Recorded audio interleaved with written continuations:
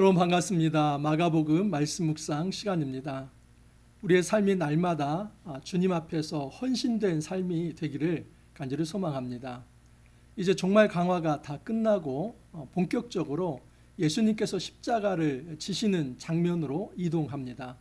여러분 십자가를 지시기 전에 이제 오늘 본문에 나오는 한 여인이 예수님의 머리에 그 귀한 향유 나드 한 옥합을 붓는 장면이 나오고 또 뒤이어서 이제 성만찬의 장면이 나오고 그리고 예수님께서 이제 겟세마네 동산에서 기도하시고 또 체포되고 그리고 고난 받는 장면이 계속 이어지게 됩니다. 여러분 예수님의 십자가 사건에서 오늘 이 여인이 예수님의 머리에 기름을 붓는 이 사건은 매우 중요합니다. 여러분 그리스도라는 말이 무슨 말입니까? 이 헬라어 그리스도는 원래 이 히브리어 메시하흐에서 온 겁니다. 그래서 메시아나 이 그리스도는 똑같은 말인데 이 의미는 기름 부음을 받은 자입니다. 여러분 구약에서 이 기름 부음을 받은 자가 누구입니까? 세 사람이죠. 왕, 그리고 제사장, 그리고 선지자. 그래서 이 왕의 직분, 제사장 직분, 선지자 직분 이 사람들을 해서 이 직분명이 메시아입니다. 그래서 구약에서는 사실 이것이 보통명사로 쓰였었는데 이제 예언서로 넘어오면서 다윗 왕국이 다 무너지고 그리고 그 포로기를 지나면서 다윗의 자손으로 오실 그 메시아를 대망하게 됩니다. 그 후부터는 이 메시아가 그 전에 있었던 어떤 여러 제사장 또는 여러 선지자 또는 여러 어떤 이제 왕 그것이 아니라 오직 하나의 왕, 하나의 제사장, 하나의 선지자 그가 바로 다윗의 자손으로 총칭이 되는 것이죠. 여러분 예수님이 이 땅에 어떻게 오셨습니까? 아브라함과 다윗의 자손 예수 그리스도의 계보라. 이것이 마태복음 1장 1절 아닙니까? 바로 예수님께서 다윗의 자손 메시아로 오신 겁니다. 그러므로 이 구약 사람들이 그렇게 기다려왔던 이제 기름 부음 받은 자 그 메시아 그분이 바로 예수님 자신인 겁니다. 이런 차원에서 여러분 우리가 그리스도 예수라 하는 것은 메시아 예수님을 우리가 받아들이는 겁니다. 그런데 여러분 이 메시아에게 예수님에게 기름 부음 받은 기름을 부은 자가 누구입니까? 여인입니다. 그 당시 어떤 남성도 아니고 또는 종교 지도자들도 아니고 특별히 성전의 대제사장이 아니라 예수님께 기름을 부은 자가 바로 여인입니다. 그리고 이 여인의 기름 부음은 단지 그 당시에 우리가 생각하는 정치적 군사적 그런 어떤 위대한 어떤 힘의 어떤 메시아가 아니라 이 여인의 이 기름 부음이 곧 이제 예수님의 십자가를 장례를 준비하는 것이다라고 얘기를 합니다. 그렇기 때문에 오늘 본문은 굉장히 중요합니다.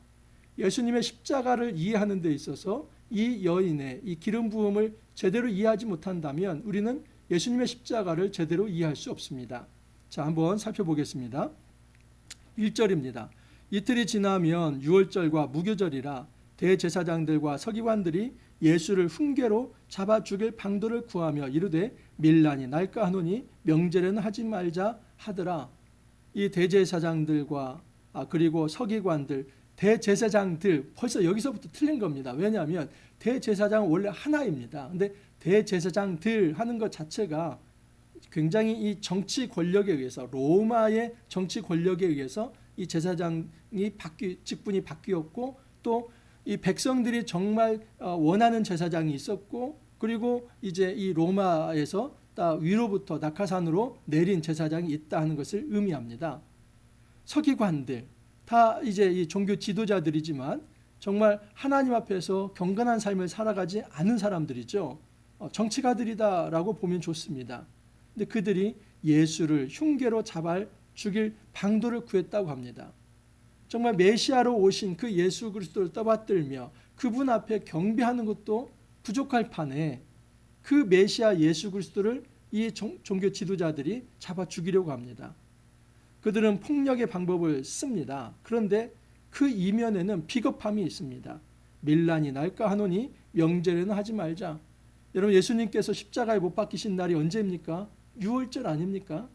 그래서 세례 요한이 예수님을 보자마자 그런 말씀을 했습니다. 보라, 세상 죄를 지고 가는 하나님의 어린 양이로다. 유월절 어린 양을 의미합니다. 이 유월절 어린 양이 무엇이었습니까? 출애굽 때에 이것은 10번째 재앙입니다.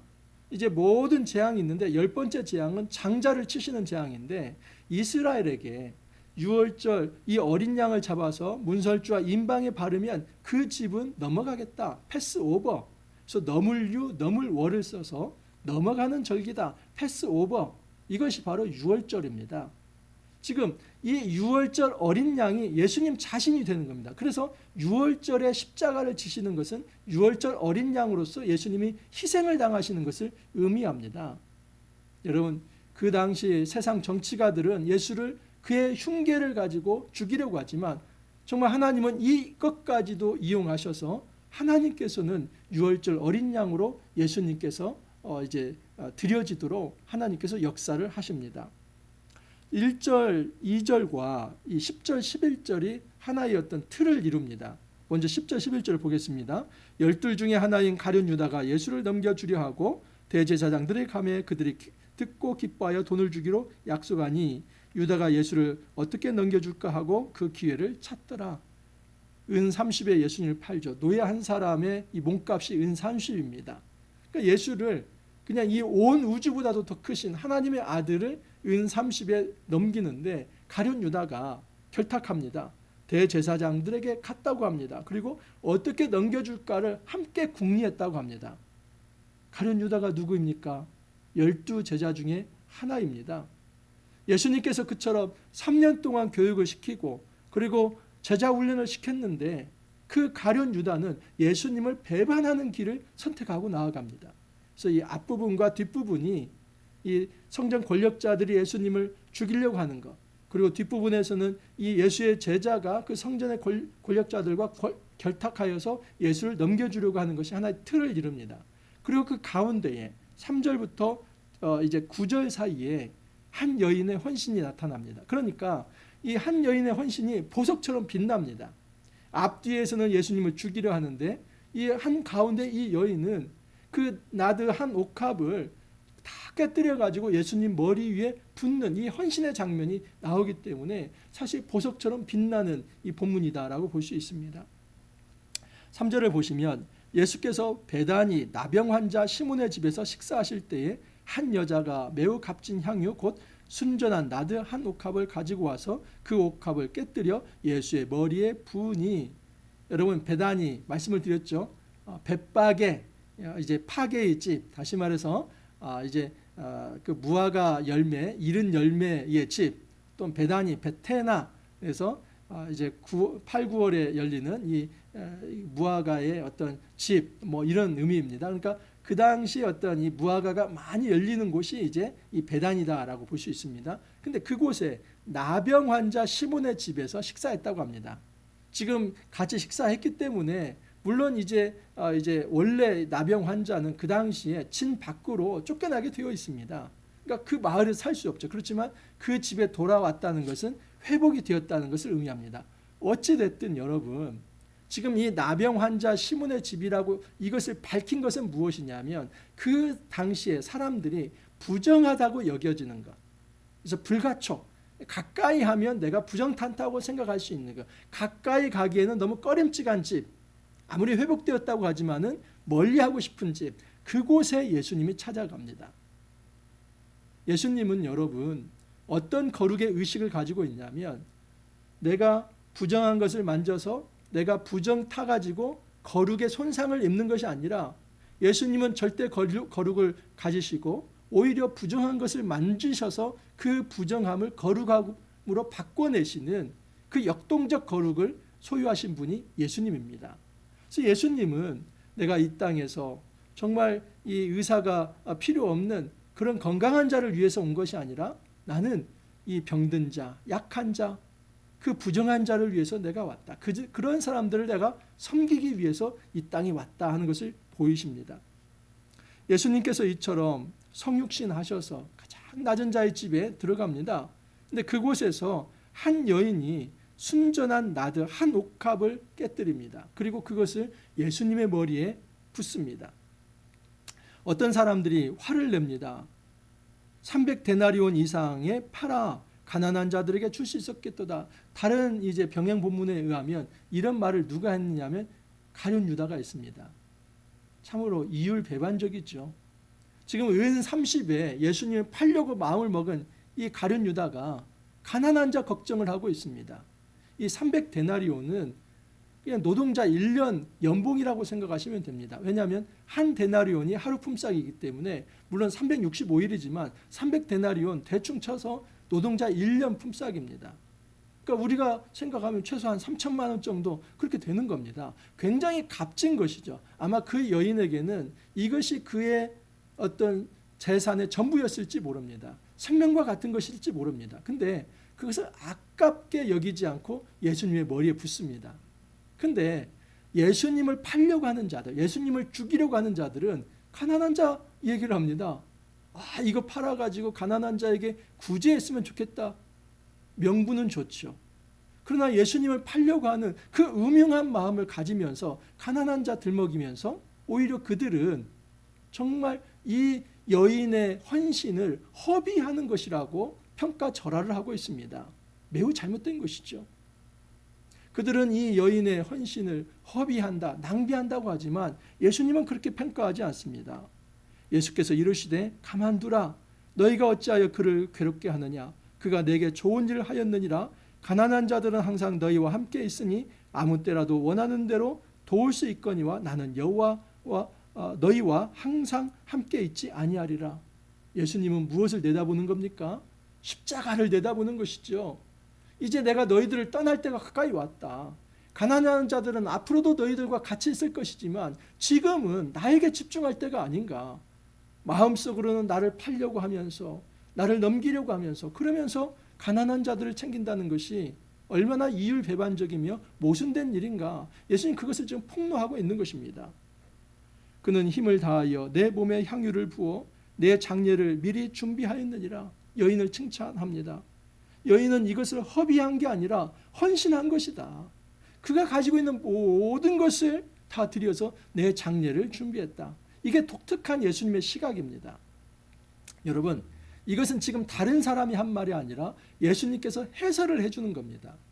여인이 예수님의 머리에 이 기름을 부었는데, 향유를 부었는데, 원래 이 시신을 닦는 이 향유, 그것을 지금 예수님의 머리에 부었다는 것으로 예수님께서 그렇게 해석을 해내신 겁니다.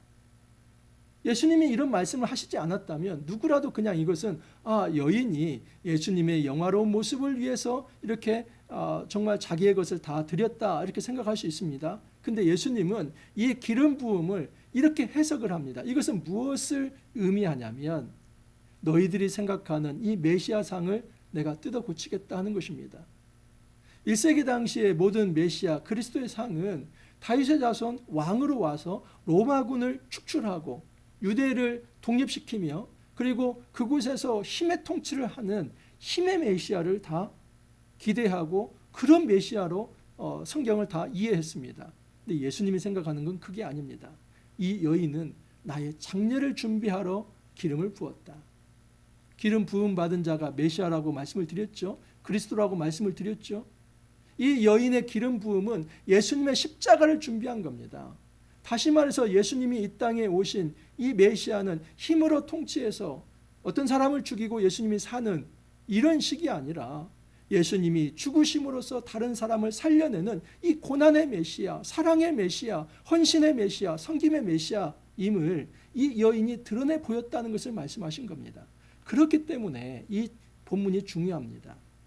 예수님께서는 십자가를 지시기 전에 이 여인의 헌신을 단지 그 헌신으로 치부하고 끝나는 것이 아니라 이 여인은 나의 십자가를 준비하고 있다. 이 십자가는 처절하게 죽어 나자빠지는 그런 힘약한 자의 굴복과 패배가 아니라 이 예수 그리스도의 십자가는 구약에 예언된 바로 이사야 53장의 말씀에 예언된 그 고난받는 종의 그 모습, 그래서 그 희생과 헌신을 통해서 모든 사람들에게 생명을 주는 이 생명과 헌신과 섬김의 메시아임을 이 여인이 기름 부음을 통해서 보여주고 있다. 나는 이런 메시아이다. 예수님께서 말씀을 하시는 겁니다. 내가 진실로 너에게 이르노니 온 천하에 어디서든지 복음이 전파되는 곳에는 이 여자가 행한 일도 말하여 그를 기억하라 하시니라. 여러분, 예수님께서는 이 여인을 칭찬하시면서 이 여인이 행한 일은 반드시 기억되어야 한다 말씀을 합니다. 왜요? 바로 예수님의 십자가를 예비했기 때문입니다. 이 여인의 헌신을 우리가 담기를 바랍니다. 주님은 우리의 헌신을 결코 허비한다, 낭비한다 라고 말씀하지 않습니다. 우리가 하나님 앞에 주 예수 그리스도의 그 십자가를 따르면서 우리의 시간과 또 우리의 물질과 그리고 우리의 온 마음과 재능과 은사를 드리는 것을 주님은 낭비한다라고 말씀하지 않습니다. 오히려 이것을 통해서 주 예수 그리스도가 이 땅에 드러나며 그 예수를 영접하는 모든 이들이 하나님의 거룩한 백성으로 구원을 받고 나오기 때문에 주님은 이 사건 자체를, 이런 헌신 자체를 매우 매우 중요하게 여깁니다. 여러분, 우리가 어떠한 삶을 살아가야 할까요? 예수님께서 이 땅에 오셨는데 우리가 성전 지도자들이나 가룟 유다처럼 예수님을 팔기 위해서 그렇게 골몰해야 할까요? 아니면 우리가 가지고 있는 모든 것을 들여서 주님을 섬기고 헌신하는 마음을 가져야 할까요? 우리의 헌신은 다른 거 아닙니다. 우리가 대단한 어떤 세상의 역사를 바꾸내는 게 아닙니다. 역사는 누가 바꿉니까? 하나님이 바꾸십니다. 예수님이 바꾸십니다. 우리의 작은 헌신이 대단한 거 아닙니다. 그 여인에게 3천만 원이 대단했겠지만 돈 많은 사람에게 그게 돈이겠습니까? 절대 액수로 그게 대단한 거 아닙니다.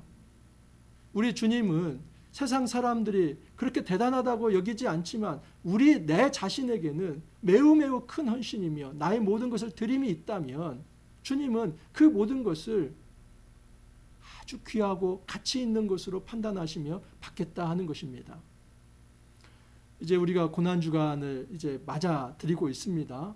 하나님 앞에서 십자가를 한 주간 더 깊이 묵상할 텐데 우리가 이 여인의 헌신을 다시 한번 묵상하면서 우리가 하나님 앞에 드려야 할 나드 한옥합이 무엇인지를 한번 생각해 볼 수 있기를 바랍니다.